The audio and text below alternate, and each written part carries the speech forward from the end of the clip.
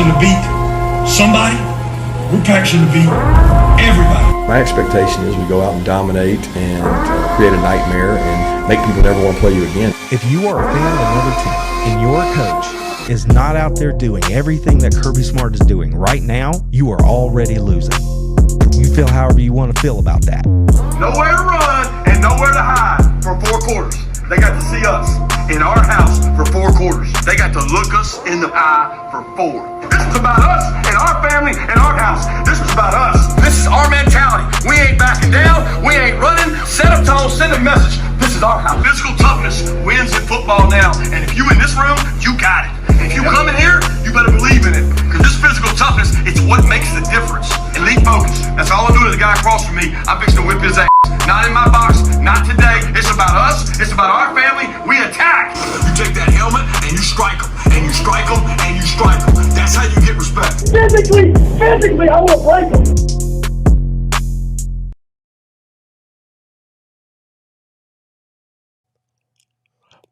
Big game this weekend, everybody. The SEC championship game. And it makes you wonder, how many times do you have to prove a point?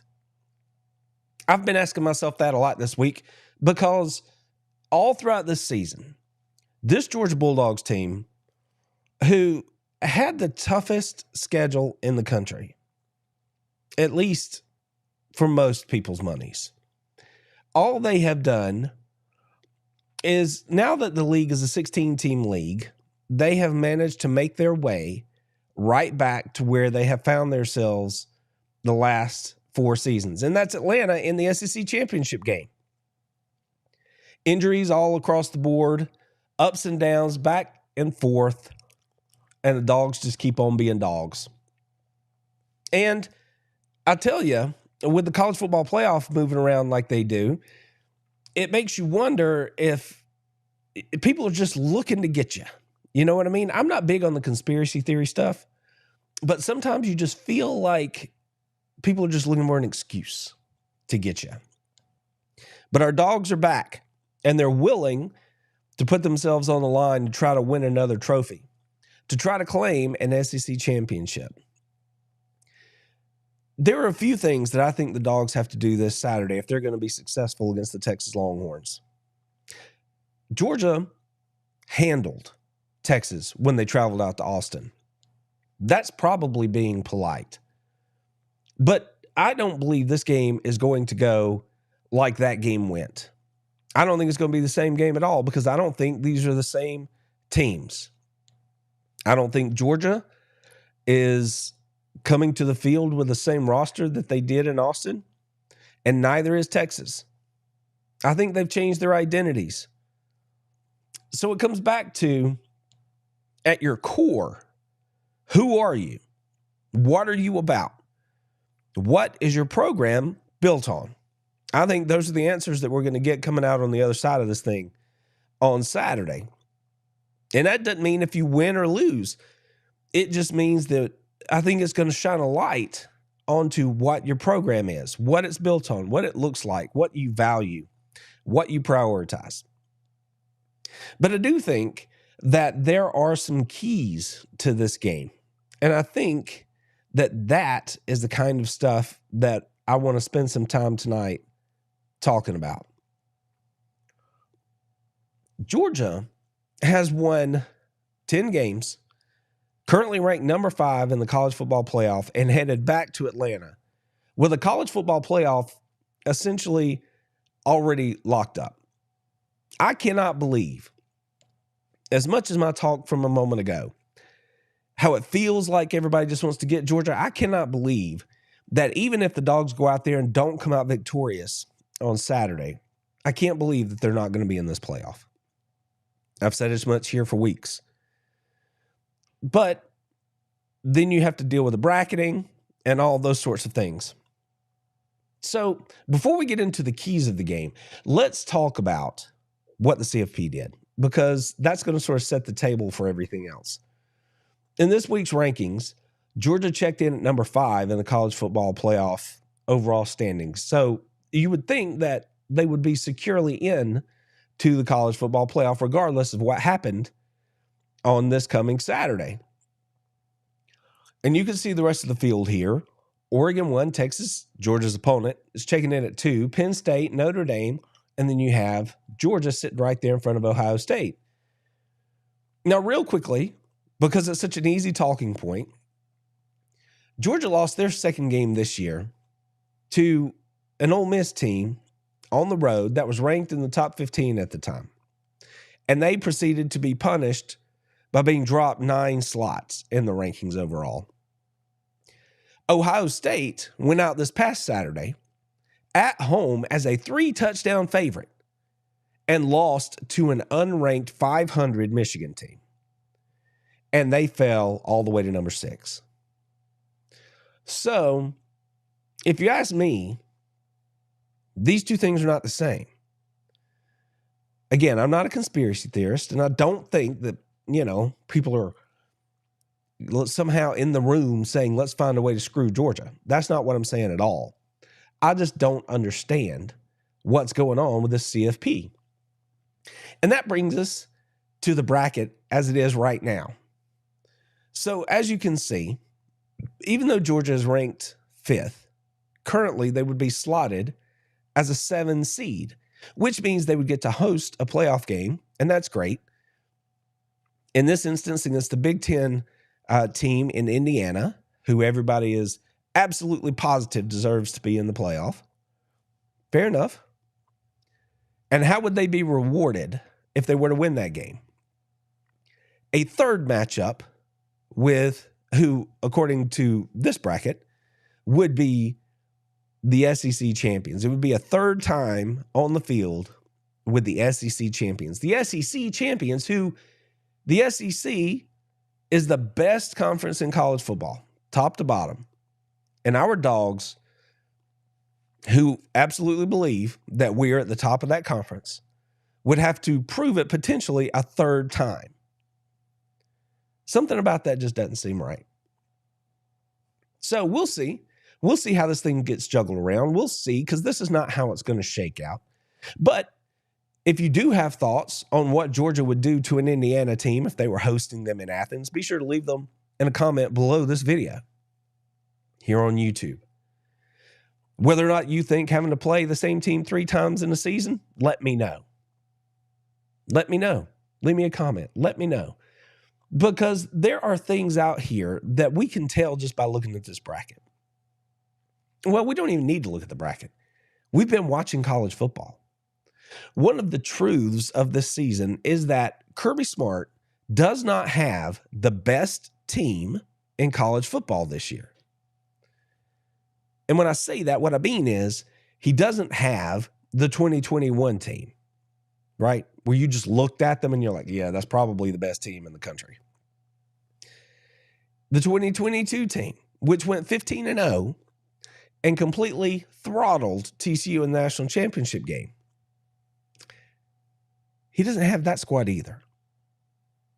So when you look at Georgia, I don't know if you want to call it flawed, but you can see that due to the mechanization of college football, all the things that are happening in there, you can see that Georgia's not the same team. But the thing is, nobody else is either.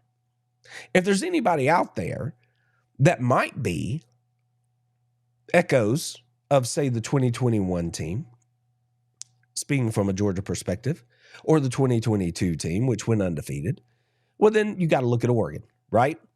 And I've been saying it for a long time. I had full faith in Dan Lanning that he was going to build that thing the right way, and they were going to play the right way, and that they were going to be competitive in the Big Ten. I believe I picked them to win the Big Ten prior to the season. I have no surprises in me at all when it comes to Oregon and Dan Lanning. But are they just that much better than everybody else? I'm not sold that they are. That doesn't mean that they're not a great football team. But I also sat here and watched them have to duke it out with a Boise State squad who escaped by the skin of their teeth against an Idaho team. Not exactly the kind of teams that you're going to be like, yes, that is a world beater. So, again, Oregon's fantastic. They're undefeated. They've won every game that they've had an opportunity to win. I believe that they're a solid program who is only going to continue to be relevant and ascending. But I don't think they're a perfect team. Their record says they are, but I think they have flaws just like most every other team in the country this year. When you look at Ohio State, which was the team that everyone said had the best roster in college football. How do we know? Because they paid for it, and you could go get the receipts. Now you have an Ohio State team here that's lost to Michigan, a bad Michigan football team, for the 4th consecutive year, and is sitting there with 2 losses. So clearly, Ohio State has issues. They have issues on the offensive line. They have issues in exactly who and what they're going to be on offense. If you don't trust me, go back and watch the game tape for Michigan. Watch what they're doing. And then tell me they have a good idea of who they want to be right now on offense. So Kirby doesn't have the best team in the country. I'm just not sold that there is a best team out there. So in other words, normally I come on here and I say there are about 6 programs, maybe 8, that have a chance to win the national championship every year. That sand is shifting thanks to NIL, transfer portal, and so on. So now when you look at this bracket, and you're like, who can actually go win this thing? Well, I mean, I think you still have to think Ohio State could, Oregon could, Texas could. I believe Georgia can. Beyond that, maybe Notre Dame. And if Alabama ends up in the playoff, they're mercurial enough that they could get hot and go win it. So how many teams did I rattle off there? 1, 2, 3, 4, 5, 6. See, I still wound up at 6 that could actually go win the thing because all these teams are flawed. Flawed isn't a negative word, though. It's a reality statement. You can be a fantastic football team that wins huge games time after time after time and still be not a perfect football team. That's because that's what football is. It's never Xbox, right? You don't have the same team every week. You don't have the same mentality. You're still dealing with young men, and you have to get them to focus. This time of year especially, with everything going on, portal, signing day, just all these things, it's harder than it's ever been to get the same team to show up every Saturday and perform to the level that you believe they are capable of performing to. Maybe that more than anything else is the reason that I give Kirby Smart so much damn credit. Because it seems that over the past 5-6 seasons, he, better than any other head coach in the game, has been able to put out a consistent product when it comes to his Georgia Bulldogs. Even if they don't play their best game, that's part of the game, right? But when it's tough, they revert back to who they are. And who they are is a team that is going to stand and fight to the very last whistle. They're going to play the game the right way. They're going to play the game the way their head coach wants them to play the game. And then, oh, by the way, they are talented. That's part of coaching too, is going and recruiting players, developing them once they're on your campus, and then managing your roster given the new tools that you have available to you through transfer portal and NIL. So I think Kirby and the Dogs have as much chance as anybody else to go win this thing. But do I think they're a slam dunk? No, I don't. But if the CFP messes around and leaves them in there, and if they lose, they leave them in the same kind of slot right there. Doesn't matter how hard it is. You're in the dance, and it's a 1-game season repeatedly. I think the Dogs have shown us over this season that they're pretty good at this nameless, faceless opponent thing, which is why I don't even get that upset or that wound up about the fact that the Dogs are having to play Texas in a rematch game here in the SEC Championship on Saturday. And potentially, according to this bracket, a 3rd time down the road. But specifically on this SEC Championship game point, there have been 7 instances where teams rematched from a game in the regular season in the SEC Championship game. The team that won that game the first time has won the SEC title 5 out of those 7 rematches. So everybody wants to say you can't beat the same team twice or more. And that's just not true. It's simply not true. Because a better team is a better team. Your flaws are your flaws. And then it comes down to how you match up, game plan, execute. So, feels like everybody out there wants to tell me that Texas is going to blow the dogs out of the barn come Saturday. That's the vibe I'm getting. Some of my buddies on other podcasts want to rib me a little bit and say, well, Randy's just out here saying, poor old Georgia again, poor old Georgia, trying to downplay everything. But I'm not. I'm only reflecting back what I see. There have been a voice or two out there in the national landscape that have said, I don't know. Georgia seemed to have them wrapped up pretty good in Austin. We'll see. But it feels like everybody's picking Texas. And that's fine. That's fine. They still have to go play the games. Another piece of business I wanted to touch on this week is the fact that today is National Signing Day. And from all accounts, Kirby Smart and his staff have done what they have done since they've been at Georgia. They're doing Georgia things. It looks like, at the very worst, however this thing shakes out the rest of the way, because there's still a couple of days for people to sign here, but it looks like Georgia's going to end up with another top 3 recruiting class. That's amazing. Because we know that once they get onto campus, we know what that staff's track record is as far as turning them into quality football players. So you can see this cat here, Elijah Griffin, the number 1 defensive player in the country, committed to Georgia, signed on the dotted line today, and is bringing reinforcements. He's not alone. I'll have more on this later. But there are a lot of talented Georgia Bulldogs coming to Athens in the next few months. And a lot of those dudes are on defense. And as a guy like me who loves defense and loves the game in the trenches, that makes me really, really happy. Like I said, I'll have more to say on that later.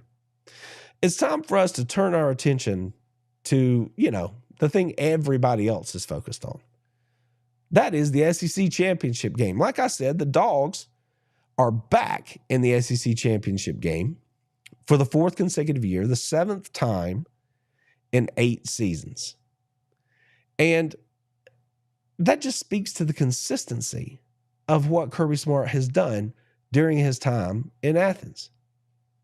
If you will, in a comment here below the video, be sure to hashtag it #GoDogs and let me know who you think is going to win this game. And be honest. Be honest. If you think Texas is going to get the best of Georgia, let's hear it. But if you think that Georgia might come out on the top end of this thing, please let us know that too, because I think your opinion is your opinion, because they have to go play the game and you have to address the game based on where the teams are right now. And I would love to hear what you guys think is going on right now. But if there are things that are going to make this happen, it all has to start with mindset. If Georgia's going to go win this thing, it all comes back to Georgia being who Georgia is.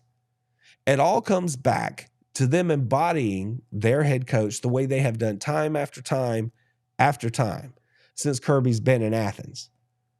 If they do that, I think Georgia's going to be in pretty good shape. Now, of course, Texas and Sarkisian, they think they've got their own thing rolling. They're going to come in here feeling a certain kind of way about their business. But was it coincidence?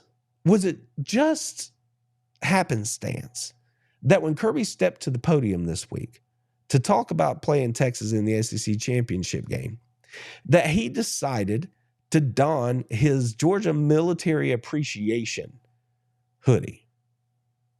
Right? I'm going to be real with you right now. The first thing I thought of when I saw this, because I hadn't seen this line of gear for Georgia prior to this, the first thing I thought when I saw this was way back in the 80s when the Miami Hurricanes put on those fatigues when they traveled to their bowl game. Now, I'm not saying Georgia's Miami. I'm not saying that that's what Kirby's doing. I can't verify that for nothing. But that's what I thought about when I saw it. Like he was getting his team ready to go fight, ready to go to war. Maybe that's just me projecting the feelings of the fans a little bit. Or maybe Kirby was feeling it a little bit. I don't know. But if I knew, I would certainly tell you. One thing's for sure. Carson Beck is going to have to do his part if the Dogs are going to win on Saturday. He doesn't have to do everything. He doesn't have to be the guy that puts the game on his shoulders to make this thing happen. All he has to be is Carson Beck. Think about this for a second. I know that Carson has had his tough times this season. But over the last 3 games, Carson's gone 73 of 114 for 941 yards, 11 touchdowns, and 0 interceptions. That's pretty good. I don't care who you are. I don't care who it's against. Those are good numbers. And when you've got a Carson Beck that's settling into a position where he is more comfortable, that he's getting more comfortable in the way they are using the tight ends and other things that he has on this offense, that's only good thing for Georgia.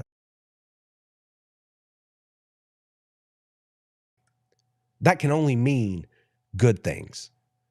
You see him layering the football down the field. You see him throwing it into tight windows. And you see him showing restraint to not force it into tight windows and excuse me,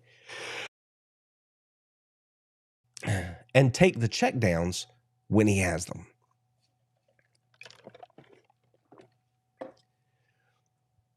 Forgive me, y'all. Been dealing with a little bit of a head cold here.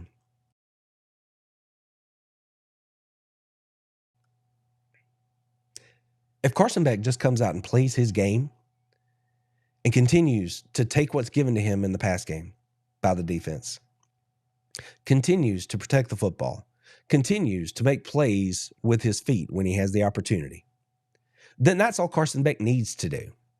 Do that, lead the team, and he's going to fulfill every requirement that I, as a Georgia Bulldog fan, would have of him. Now, the guy on the other side, Quinn Ewers, he's a guy that, well, to be quite frank, the Texas people, they might talk a big game, but they're not real sure about Quinn himself. Because as great as he is against teams that aren't very good on defense, when it comes to primetime games, there are lots and lots of Longhorn fans who are going to step up and tell you that Quinn just doesn't have it. He freezes up, whatever the reason. I'm not a Texas Longhorn fan. I can't verify that or not. I don't have an opinion. I just know what I hear them say. I know that I hear them say, well, I hope he's not hurt, but if he is, man, we've got somebody behind him. Kind of on low-key rooting for that. They wouldn't do that, would they? I don't think so. Then again, fans are fans, but Quinn Ewers is going to come into the game, and he's going to do what he does. He's going to distribute the ball. He's going to take shots down the field if he's given time to do so. And he is going to take advantage of whatever Georgia gives him if they make mistakes on the back end. He is a good quarterback. I don't know that he is a 5-star plus kind of quarterback because, again, he was a COVID eval.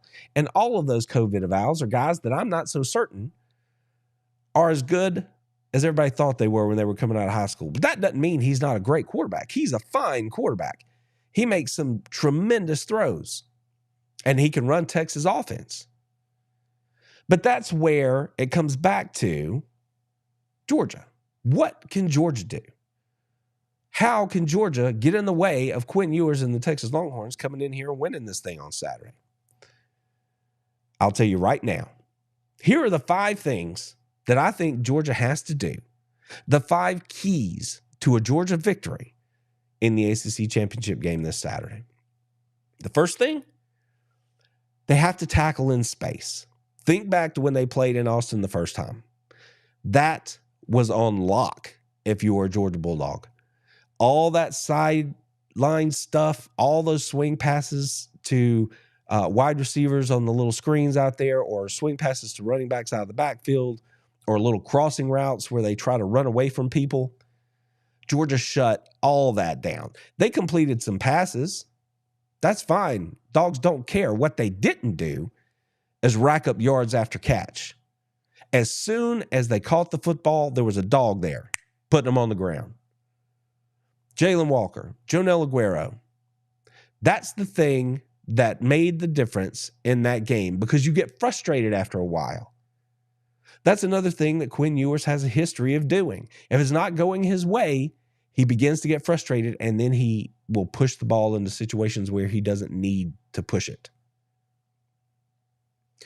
Georgia was able to get out front, rattle Texas last time. But it's not because of the fact solely that they were getting after Quinn Ewers. It was because everything that Texas did was getting shut down. And the difference was Georgia's speed at linebacker, Georgia's speed at the star position. And there are Texas fans that will admit as much. They're like, we had not seen anywhere a team like Georgia, a team that was fast enough to run with all of our skill guys. Had not seen it. And then they ran into Georgia. That's a key factor, because that thing hasn't changed. Georgia all of a sudden can't run, right? They haven't forgotten how to be fast. So when you're thinking about this game and the matchups, if Georgia can tackle in space, because we know they can get there, we know that they can cover, if they just put it on lock, tackle them to the ground, and make Texas drive the field, then they're going to be in good shape. So that's one thing that the Dogs have to do this week. Tackle in space, swarm to the football. I don't care if they complete it for 3 yards or 4 yards, put them on the ground. And then go to work when they have to push the ball down the field. Go to work in the pass rush. The second thing that I think Georgia has to do against Texas to be successful is they have to commit to the run game, and they have to commit to stopping the run. They did a really good job against that the first time they played Texas. And they didn't run the ball great, but they committed to it and they stayed after it. And when they had advantage in down and distance or situation, they did a good job. And oh, by the way, let me remind you here that Tate Ratledge was not on the field for that Texas game the first time they played. He's back. I think the fact that he's back has more than a little bit to do with the fact that Carson's more comfortable and the offense is looking better here over the past few games.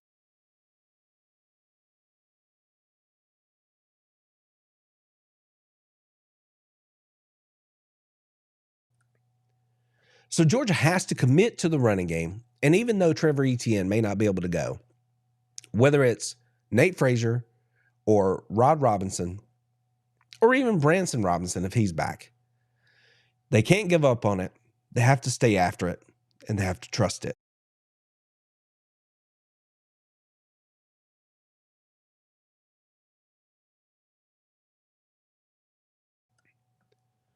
One of the other things that the Dogs have to do on Saturday, if they're going to beat Texas, is it's time to go. For guys like Mykel Williams, it's time to go. Your stars have to be stars. It doesn't mean that you have to go play hero ball. That's not what I'm saying at all. But you have to play inside the confines of the team game. And when the opportunity is there for you to go get it done, you have to do it. There's no more putting it off. I mean, I understand that Mykel's had some injuries this season, but it's time to go.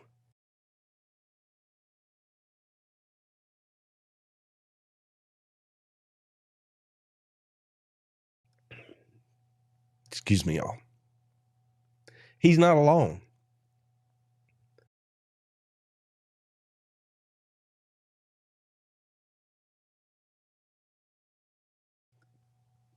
Jalen Walker is another Georgia Bulldog that has to show up.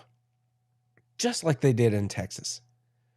And it's not just the guys on the defensive line. It's also those dudes on the back end. This would be a wonderful game.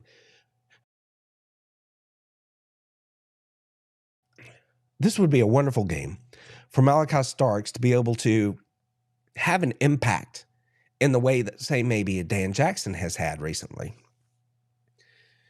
I mean, you don't always get to pick when you can go make a play, but when the opportunity presents itself, Starks needs to be one of those guys that makes it count. So if there happens to be an overthrown ball, if the ball hits you in the hands as a defender, you have to make a play on that ball. Now, you can force the issue the way Dalen Everett did in the first game, caused the fumble. Hopefully, we'll see some of that in this game too. But when the opportunity is there, you have to take advantage. So guys like Mykel Williams, Jalen Walker, Malachi Starks, the guys that you count on to be your stars, they have to play like it. And the same goes back for Carson Beck. He's not excluded from this either, but he doesn't have to be anything else. He just has to be the best version of him inside the game plan.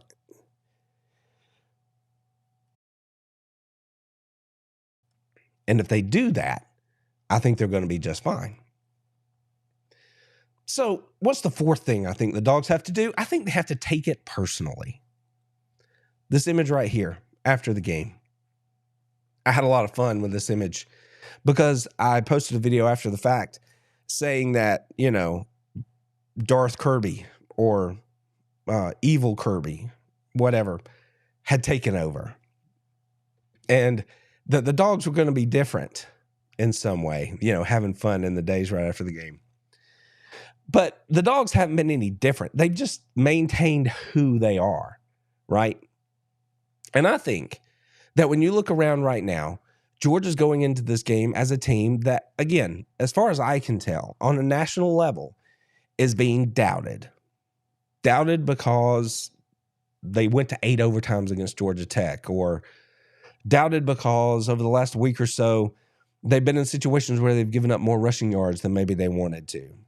Pick a reason. People are finding any reason to say Georgia's on a decline heading into the SEC championship game, and Texas is ascending. Now, personally, I'm not saying Texas isn't a good team. I've told you, I think they're very good, clearly. But when I've watched them play the last couple of games, I'm not so sure that I see the same dominant team that everybody else is telling me exists. I mean, that offense certainly wasn't dominant. 17 points against Texas A&M. I mean, a game's a game. Everyone's different. You don't always put 40 on the board. I get it. I don't know. I just think the scales are weighted differently when you're talking about these two teams heading into the game. So if you're Georgia, I think you look at that and you're like, well, Texas is favored again. We are 10-2. We're not too shabby, but Texas is favored again. And this college football playoff, those guys, our head coach has said, we don't know what you want. I mean, we're sitting here at 5, but if we lose, I have no guarantee that they're not going to drop them out. So you got to show up and leave no doubt. You got to show up, kick the door in.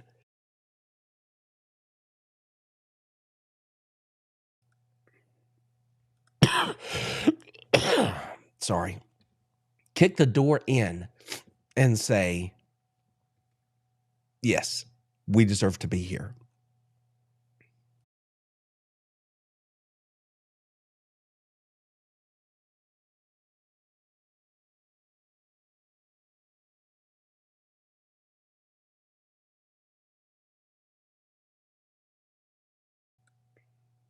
So yeah, take it personally.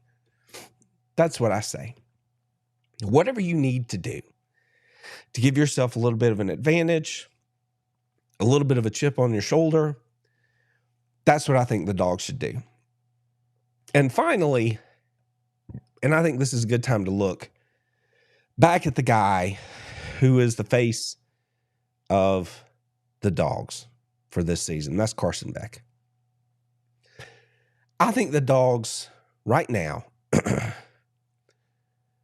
the thing that might be the hardest thing for them to do, because we haven't seen it consistently over this season, is execute.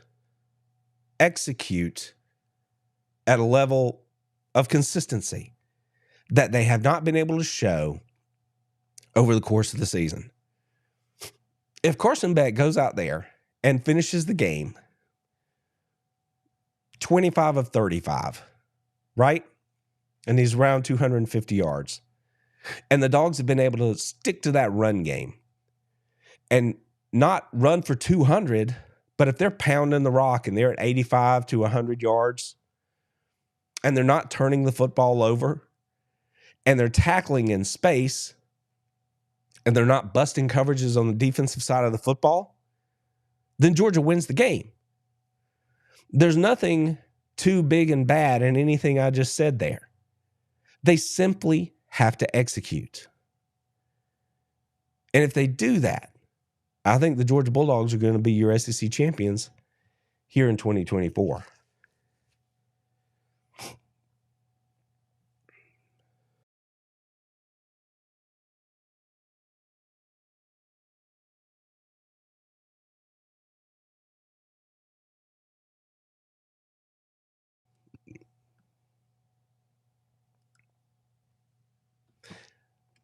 So the 5 things that I think the Georgia Bulldogs need to do to beat the Texas Longhorns in the SEC championship game this Saturday, pretty simple.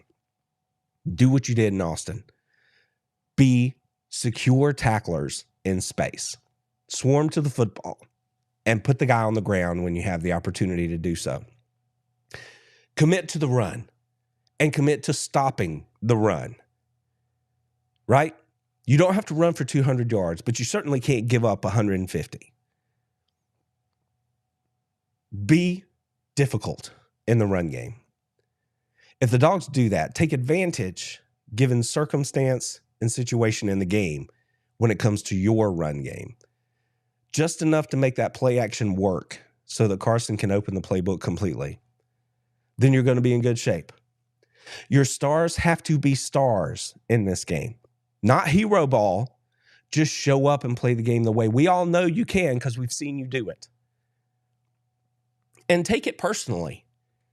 Take it personally that a team rolling into the SEC in their first year with one of the easiest league schedules in the history of the conference wants to beat their chest about the fact that they've got a chance to win the SEC title in their first year. This is a team that escaped Nashville, that didn't play great against Texas A&M. And to be honest, took it directly on the chin from the best team they've played this year in our Georgia Bulldogs. They are by no means an invincible squad. If I'm being completely honest, I look at this game as a toss-up game. But that's because I'm giving them the ultimate respect of being a talented roster with veteran players and quality coaching. That's what Georgia is. So put them on the field, let's play the thing out, and let's see what happens, knowing full well that we might have to play each other again. So no disrespect from me here. But I think if Georgia does the 5 things that I've listed here, and the 5th one was execute, if Georgia does those things, I think the Georgia Bulldogs will be the SEC champions here in 2024.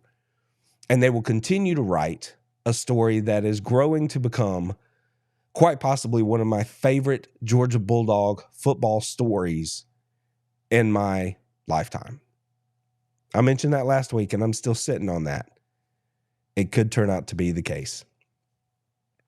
I want to make sure that I let you guys know that we do have a podcast, not only here on YouTube, but also in audio-only format. So if you haven't checked it out, please do. Take a second, rate. I would really appreciate it. It would help us out a lot.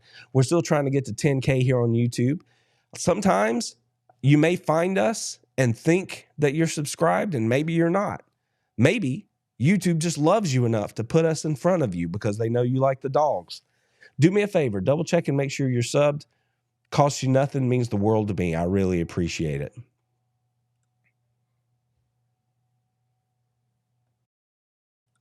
Be sure to join us tomorrow night for that SEC Powers Hour, where Show and I will sit in here and we will break down all of the championship weekend games, especially the SEC championship here.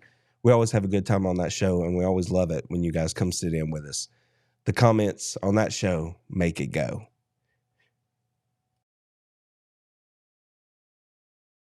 And of course, I have to say thank you to our channel members. I appreciate you being here and just watching.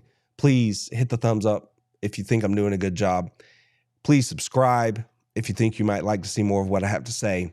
And if you choose to go above and beyond and become a channel member, well, let's just say you're a damn good dog, and I appreciate you being here.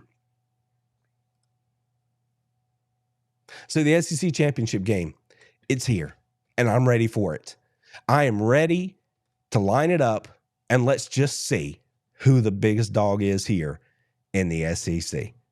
I know who my money's on. I know how I think it could go. I just can't wait to watch it happen, and I know that you are going to enjoy that too.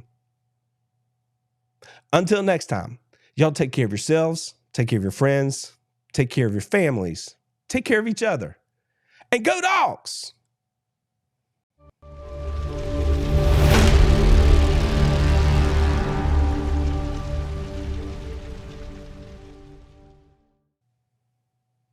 All right, guys.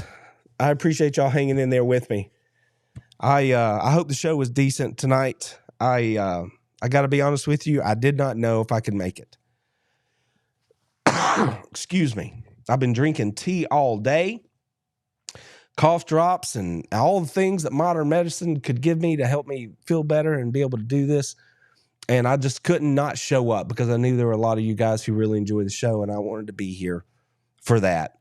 And I really appreciate it. So I'm sorry that it sounded a little rough at spots. My voice isn't quite usually what it is, but I appreciate you guys hanging out with me and sitting with me for 40 minutes.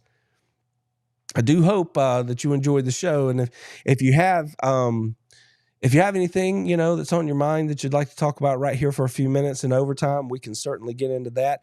I'm going to take a second here and see who's in the chat, because y'all know when I'm doing the taping, I can't really look over here.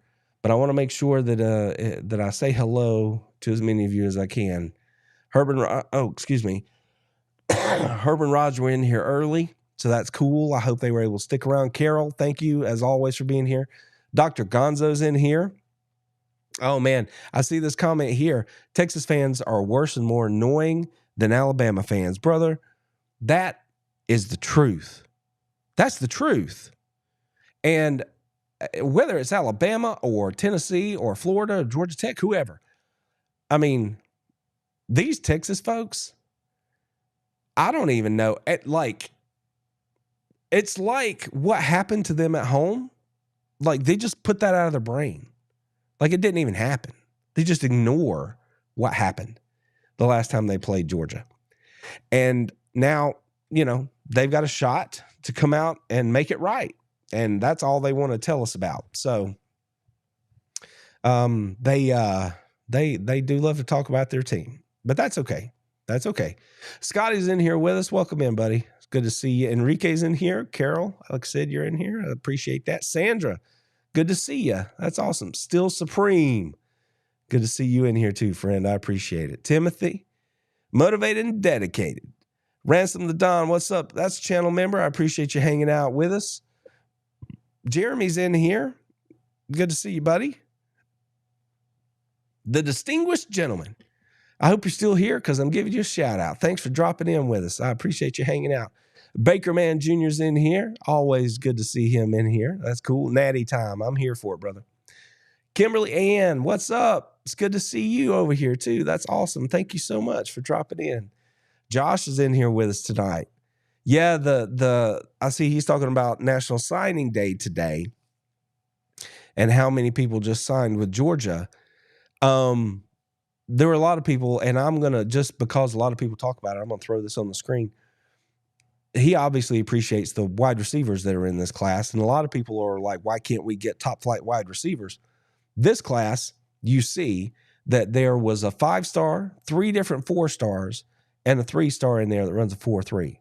So they knew what they needed, and they did what they had to do on the recruiting trail to go get the best available players they could get. So as I always say, in Kirby, I trust. And yeah, we're underdogs once again. Steve Bryant's in here with us. Good to see you, Steve. I appreciate you, buddy. Still Supreme One's in here, like I said. I don't want to make sure I miss anybody. I appreciate you guys hanging in here, putting up with me and my old scratchy voice. JD the guitarist, good to see you in here for a live show. That's cool. Percy's in here. I hear you, man. Efficient and effective, key to his success. That's right. That's exactly right. That's it. Let me know. Using his legs. He's got to. He's got to. And I hope, again, all this, if I can get past all this, I hope to be able to do a video in the next few days, hopefully before the SEC championship game, but we'll see, about Beck, because Mrs. Beast, we were sitting here watching the Tennessee game, and that run he had the Tennessee game was a pivotal point in the game. And as soon as he did it, she was like Percy, man. She was like, that right there, do that, run when you have the opportunity.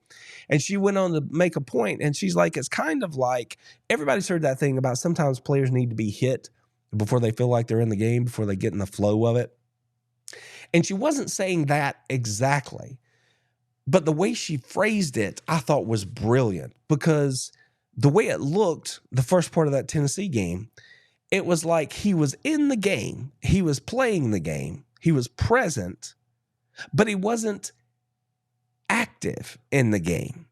It was like he was distributing the ball, he was doing what the play call was, he was doing all the things, but it was like he was just detached from what was happening. And then once he put his shoulder down on that run and made that play, things turned on for him. And it was like at that point, he was no longer detached from the game. And I know that seems weird, because the guy is clearly, dedicated to Georgia, devoted to Georgia. He wants to win, all of those things. But I think the way she said it made so much sense, because he was there, but it was like he was going through the motions a little bit. And then something had to happen to help him click in. So whatever that thing is, then I just hope he keeps finding it, because when he's more comfortable and he is in the game, then that makes the Dogs much, much, much better. Much better. Make sure I'm not missing anybody in the chat here. Again, thank you all so much. Thank you all so much. I appreciate it. Struggling over here. J-Way Trucking, good to see you in here, man. I don't know that I've seen you in here before, and thank you so much for the kind words. I appreciate that. If you're not new to the channel, thank you for your support. But I'm happy you could make a live stream, because we love to see you guys in here. This is awesome. It is Carol. I see you over here chatting it up with 225. Good to see you, 225. Oh yeah, Steele. I see you talking about the Powers Hour. Yeah, man, we have a good time over there. We try to have a good time. That's for sure. Tyler, I didn't give you a shout out. What's up, buddy? Thank you so much. And thanks for asking everybody to hit that like button. The thing, just as an aside on that, my approach is I don't expect any of you guys to like feel obligated to do anything on this channel, right? I don't expect you to just show up because I'm showing up. I don't expect you to hit the like button. I don't expect you to share it with your friends or in your dog groups or whatever on Facebook. I just want to earn that. So if I've done a good job and you think I've done a good job, I would really appreciate it if you would hit the thumbs up button. And if you think that I keep, bringing good stuff to the table, I hope you will consider subscribing to the channel. And every opportunity that you have, to share the video around, if you think I make a good point and you choose to do that, I hope I earned that, right? I don't expect any of you guys to do that stuff just because, but just know how much I appreciate it if you do. I just feel like there's an exchange here, right? Your time is valuable. And if you're going to be in here with me, I want to do a good job. I see you guys hitting me up with some remedies. Yeah, I've been sipping on some good tea today. And if I have to, I will make myself some peppermint, some little hunker bourbon maybe, and some peppermint, a little lemon, honey.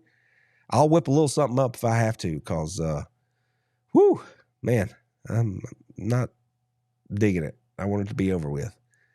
Let's see. Yeah, that's right. I see 225 chiming in. And see, that's the thing about the people here. You guys know what's up. It's not just recruiting these days. It's the portal, right? And that's exactly what 225...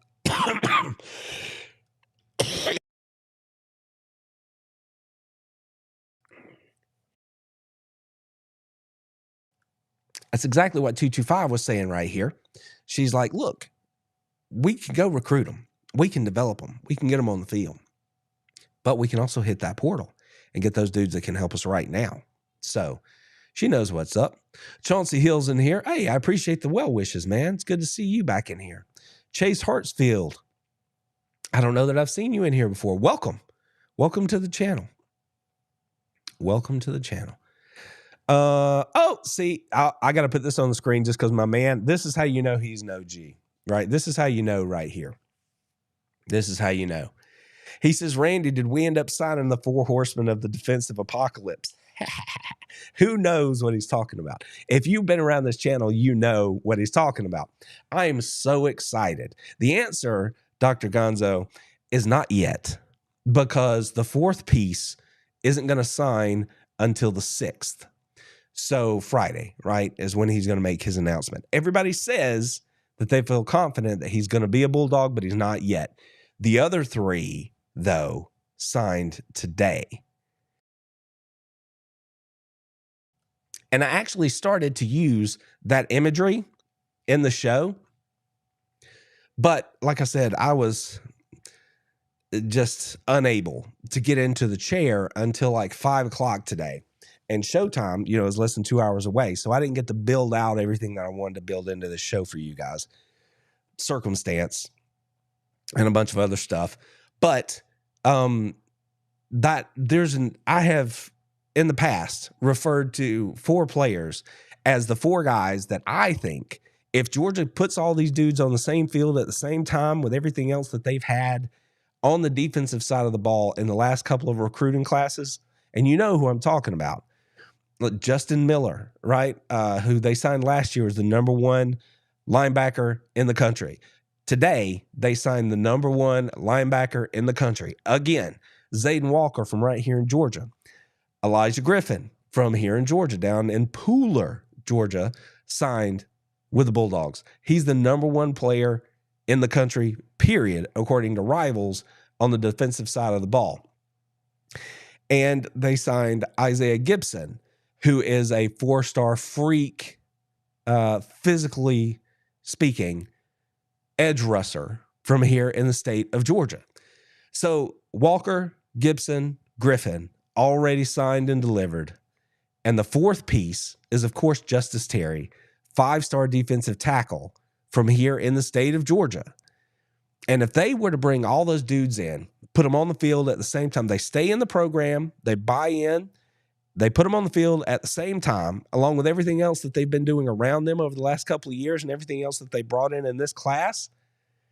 This defense over the next couple of years is going to be insane. Like 21 insane.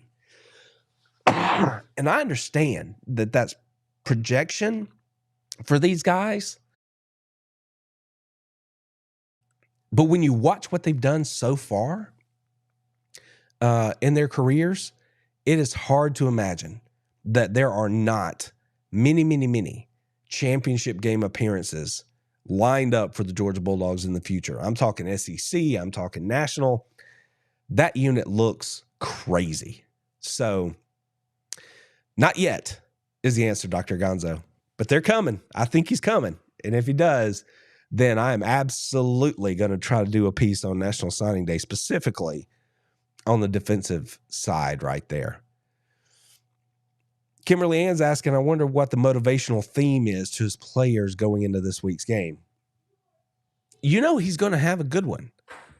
And I would love to know it. We always sort of get hints Like, I need to go back and listen to the player media appearances from the last couple of days. I've listened to them once already, but usually you hear them start to, they say what it is that they've been hearing, right?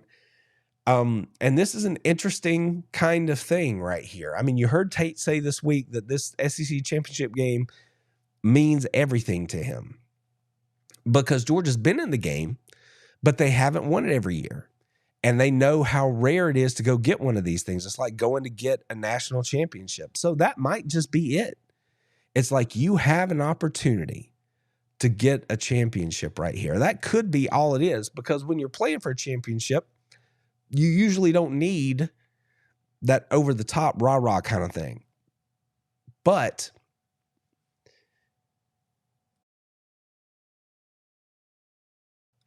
this comes back to what I was saying earlier about take it personally. I don't know that Kirby would do what I was talking about, but I just think that if you're players and you've had guys quit on the team this week and sort of leave you high and dry, and you know that this opportunity is fleeting, I don't think you need a coach to tell you to get fired up and take it personally. I think it's right there in front of you. So it'll be interesting. It'll be interesting because what they might do is, you know how they drop that trailer ahead of the game, like on Fridays usually? Usually there's some language in that too that sort of ties into whatever the message is going into the game. So if you read the tea leaves a little bit and watch all that stuff as the creative team over at Georgia puts it out, you might be able to get a little bit of an inkling into what they're going to be talking about. Yeah, I saw that Croman decommitted, jump down there. All right, brother, that's fine. Make your choices. Best of luck to you. I mean, you know, it's one of those situations where, you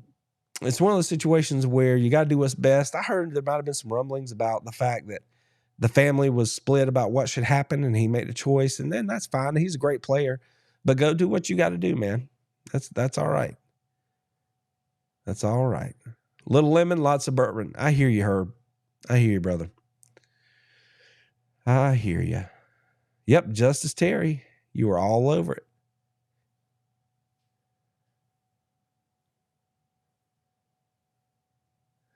Let's see. I'm trying to make sense of this comment. I don't really understand it, Chase. Sorry, brother. I was trying to make sense of it. Oh, D4L, what's up? It's good to see you in here. I hadn't seen you in a minute. That's right. Talking about recruiting. That was a good day. Jeremy's still chatting it up. You guys are doing great over here in the chat. Y'all don't need me. Oh, yeah. I'm telling you, I loved looking at the defensive side of the game, but this class was really balanced. Like offensive line, wide receivers, they got running backs, even though they didn't miss out on Chroma. But they got plenty of defensive talent. Defensive talent. So a really, really good class.